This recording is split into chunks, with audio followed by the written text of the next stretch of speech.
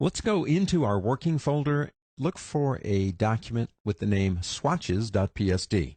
We are talking about the wonderful world of color, and what could be more wonderful than the Swatches panel? I think we know what goes on here. The Swatches panel holds colors.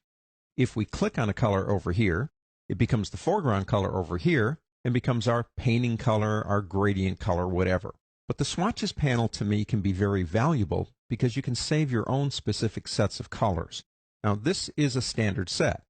If we click here, I can load all kinds of different sets. But if Adobe gave me 1,000,000 different sets, there would probably be 1 or 2 sets that I would like to have that they didn't give me. So let's talk a little bit about saving our own sets. And I've got a trick here I want to show you too. I can come over here and say start pulling flesh tones off of her face and then save them like a flesh tone library, which is not a bad thing to do. Maybe fall color library. You have all these different colors, but I don't want to add them in with all of these and just kind of stick them in at the bottom. I want to get rid of these and just have a flesh tone library. So you do this. You hold the Alt key down, that's Alt in Windows and Option on a Mac, and you start clicking on these things, and it takes you about a minute or two, and you eventually empty out the panel, so there's nothing in it. Incidentally, you cannot have a Swatches panel with nothing in it. You have to have at least one swatch. But that takes a minute or two to do, and then you can fill it and populate it with what you want. So I came up with a trick here. I'm going to click here.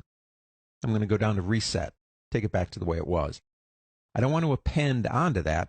Just click OK, and don't save the one we just tried to create. We're back to where we were. If I come back up here again, you're going to see something that you don't have. Not yet, anyway. Blank set. You can make your own sets. Well, that's why we're here. If I click blank set and say OK, there are only 2 things in it, one black and one white. And like I said, you've got to have at least one swatch in the swatch panel. Now I can come over here, say pick up my eyedropper tool. Incidentally, when you're sampling things like flesh tones and colors in nature, you probably want to change the sample size from 0 to 3 by 3. So I come over here and I click here, move over here, go ahead and click OK. You could give it a name if you want to. Try a couple more real quick here. So we're making our own Swatches panel of flesh tones. Now let's stop there. Go back up to this button here and go into Save Swatches. In Save Swatches, we give it a name up here. Now you can see my other set here, blank set, and I have one more called Dodge and Burn. And I want to save these now in this area. This is important. It will put it here by default in color swatches, and you should put them there. If you put them in this area, basically what happens is when you reopen up the panel, it'll be in that list that you saw. If you put them someplace else, you're going to have to find them on your own. So I click Save, and there we go. Now I can go back up here and go into Reset, click OK.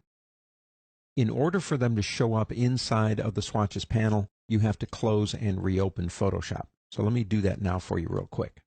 Okay, now we come up here and we go down, and there it is. You can make color sets out of literally anything you want. All you have to do is put them into your own Swatches panel. Now there's one more way we can do this. I want to show you something. Let me go ahead and go down to my original down here that said blank set.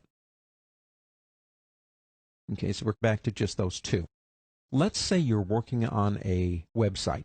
Let's say you're browsing the internet and you're looking for colors, and you see a website that you really like, and you'd like those colors. Now, what we used to do years ago is we'd take a screenshot of that website, we would bring it into Photoshop, and we'd use our eyedropper to take the samples.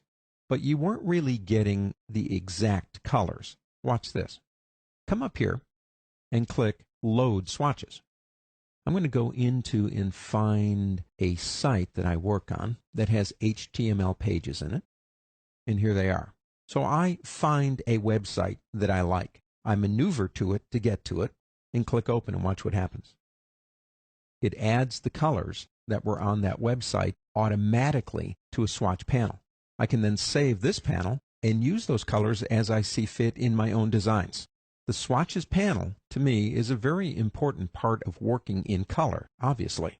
But it's not just using the standard swatches. It's creating your own swatch panels and using them. That's where the power lies.